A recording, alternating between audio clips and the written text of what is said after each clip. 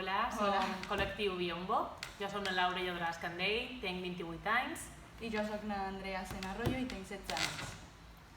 Estem aquí a la residència d'EIMA. Hem estat investigant sobre el moviment amb el concepte de l'obsolescència programada.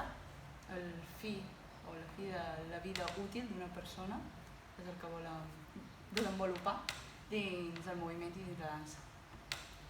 Trobam ara que estem en un punt en el que ens falta més investigar i dur més el moviment que hem treballat nosaltres personalment, que som més de la dansa urbana, i ens agradaria dur-lo més a la dramatúrgia, als escenaris, o que tingui una finalitat més enfocada a interpretar. Sí, i EIMA realment ens ha donat l'oportunitat de qüestionar-nos sobre aspectes i reflexionar sobre quin camí o quins camins hi ha.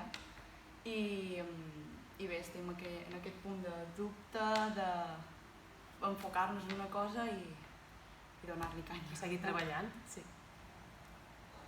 Crec que ja està, no? Sí?